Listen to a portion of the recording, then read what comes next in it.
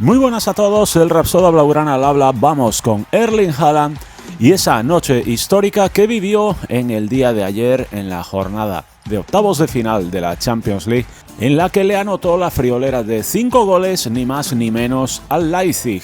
Un Leipzig que había sido capaz de igualar el partido de ida, pero que ayer sucumbió ante el equipo de Pep Guardiola por la friolera de 7-0 con repóquer de goles del astro noruego.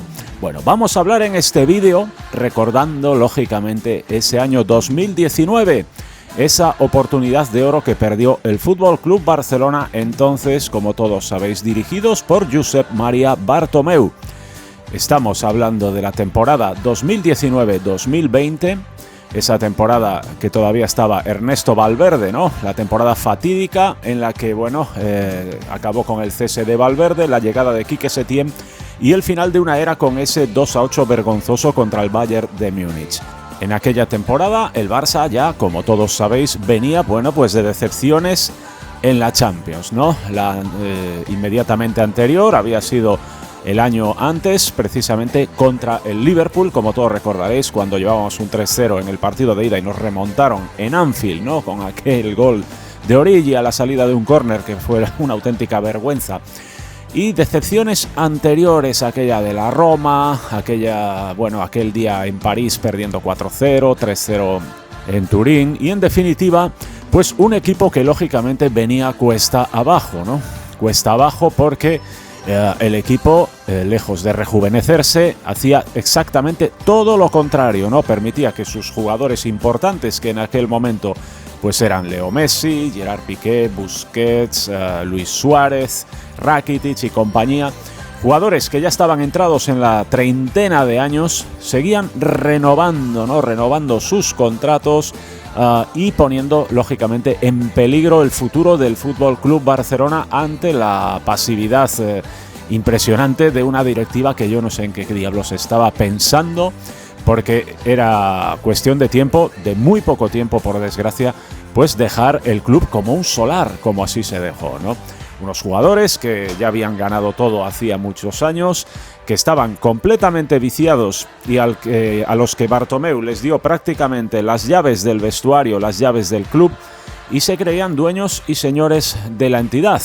Lejos de dejar ir saliendo temporada a temporada a alguno de ellos, quizás los menos relevantes, como podía ser el caso de Rakitic, en caso de llegar una oferta como la que se supone que llegó del Paris Saint-Germain, de más de 50 millones de euros que se tenía que haber aceptado, pues eso es lo que debería haber hecho pues una directiva competente, ¿no? Ir aligerando masa salarial, unos salarios desproporcionados, desorbitados, injustificables, a jugadores que pues estaban prácticamente firmando sus últimos contratos, un auténtico disparate, ¿no? Además, el rendimiento deportivo era en completa caída libre, con lo cual no estaba justificada ninguna de esas renovaciones, sino todo lo contrario, ir dejando salir, sobre todo, máxime, si recibíamos ofertas como la que supuestamente se recibió por Rakitic. En aquel momento, ya lo sabéis, la delantera del Barça pues estaba dirigida por Messi y Luis Suárez, ¿no? También teníamos a Dembélé en el equipo, pero en aquel entonces se lesionaba muchísimo y no era nada fiable, ¿no? El caso aquí es que no se fichó ningún delantero centro aquella temporada. Ya no lo teníamos la temporada anterior y ese mismo verano, antes de comenzar precisamente esa temporada 2019-2020, pues se agravó la situación cuando en la pretemporada Luis Suárez recayó de unas molestias que arrastraba en el sóleo.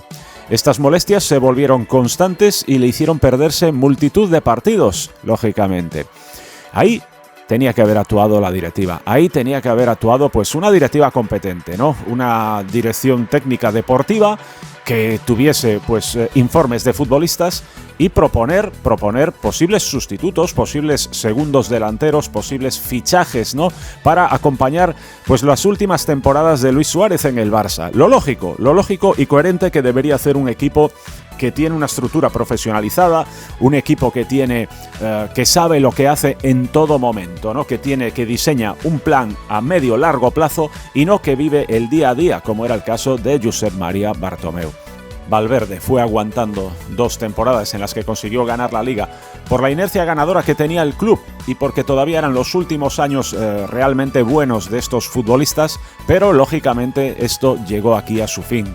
Estaba claro, ¿no? Valverde no era un entrenador intervencionista, prácticamente alineaba lo que le daban y ponía todo el peso del esquema de juego, del estilo de juego y de la manera de jugar, pues en la inspiración y creatividad de los futbolistas. Prácticamente no intervenía.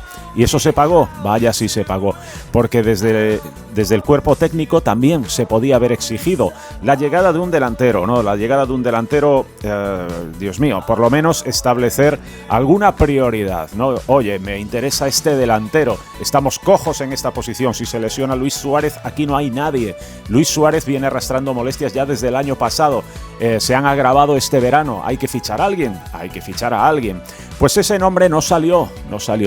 El caso es que la temporada comenzó con esa lesión de Luis Suárez, que se perdió las primeras jornadas y que posteriormente, allá por el mes de noviembre, se reprodujeron, ¿no? Volvió a tener esas molestias en el sóleo, con lo cual esa primera mitad de temporada de Luis Suárez prácticamente no pudo en ningún momento coger la forma, no pudo encadenar 4 o 5 partidos consecutivos y lógicamente eso lastró su físico y su rendimiento a lo largo de esa funesta temporada, ¿no?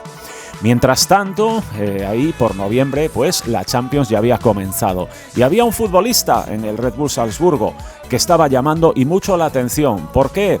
Porque en esa fase de clasificación, en esos 6 partidos de la fase de clasificación, con su equipo, el modesto Red Bull Salzburgo, que también hace las cosas, ¿no? Que también dirigido deportivamente está y que es capaz de encontrar jugadores prometedores que luego acaban resultando, como es el caso de Adeyemi, el propio Haaland, Szoboszlai, muchos futbolistas, ¿no? Muchos futbolistas por los que después pues ha sacado grandes e ingentes cantidades de dinero en traspasos, ¿no? Una labor fantástica la del Red Bull Salzburgo, que seguramente pues encontró su hombre de oro aquí, en Erling Haaland, trayéndolo de Noruega. El caso es que Erling Haaland en esa fase de clasificación en 6 partidos anotó 8 goles.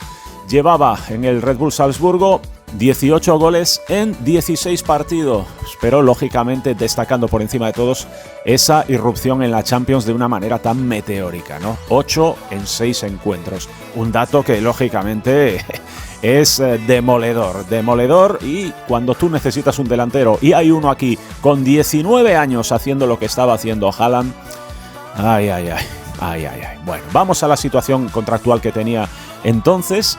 Y es que Haaland, además, en el mes de enero de 2020, en esa misma temporada, en su contrato figuraba una cláusula de rescisión para poder salir en ese mercado invernal de tan solo 20 millones de euros. 20 millones de euros.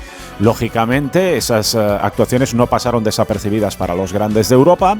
Muchos fueron los equipos que fueron a las oficinas de Mino Raiola, el entonces su representante, pues a sondear la posibilidad de ficharlo, ¿no? Y ante tal avalancha de ofertas, pues Mino Raiola se desmarcó con una petición de 10 millones de euros de prima de fichaje. Nadie se atrevió a hacerlo.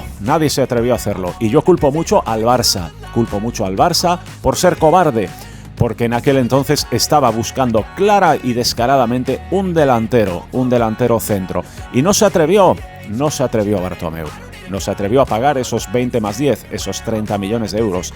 Y estoy totalmente seguro, de que lo hizo simple y llanamente porque no tuvo el valor necesario de fichar a un jugador de tanta proyección que pudiese hacerle sombra a Luis Suárez en un momento dado, ¿no?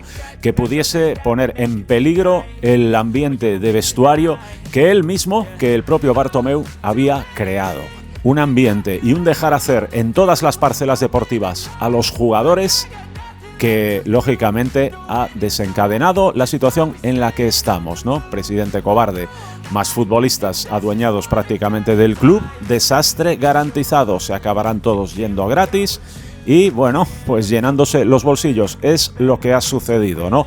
En su declive deportivo es lo que nos hemos comido los aficionados. Por suerte, lógicamente, jamás olvidaremos todo lo que nos han dado, pero la directiva está para lo que está, para evitar esto, para evitar que estas temporadas sean las menos posibles, las del declive, las del fin de ciclo. La temporada clave es aquella en la que tienes que empezar a regenerar el ciclo. Y ese era el momento. Erling Haaland, 20 más 10, 30 millones. El Borussia Dortmund apostó por él y Haaland acertó plenamente, ¿no? Yendo a un equipo con menos presión y donde poder foguearse y tener todavía una mayor proyección, ¿no? En caso de encadenar partidos, y su debut ya en Dortmund fue fulgurante, ¿no? En el primer partido que salió creo que anotó 2 o 3 goles y a partir de ahí pues la historia ya está escrita. Acabó siendo traspasado al Manchester City. Nosotros con Laporta lo intentamos en la medida de lo que pudimos, pero por desgracia la situación que heredó el bueno de Laporta en materia económica aquí fue desastrosa, la peor de la historia. Y no pudimos competir en igualdad de condiciones, ni muchísimo, muchísimo menos, ¿no? Si no, otro gallo hubiese cantado y probablemente Erling Haaland estaría aquí. ¿Qué pasó en 2020, ¿no? En esa temporada? Mes de enero, finales de enero, en ese mercado invernal. Pues claro, el Barça necesitaba un delantero y acabó desembolsando 18 millones de euros por Martin Braithwaite. Y además se anunció también la contratación de Trincao por más de 30 para ese mismo verano, ¿no? Se anunció unos meses antes del verano que llegaría el jugador portugués. Un auténtico disparate, un auténtico sinsentido, una muestra más de en manos de quien estuvo el club tanto y tanto tiempo, votado por los socios del Barça, en la máxima incompetencia, en la máxima ignorancia deportiva y, por desgracia, económica también.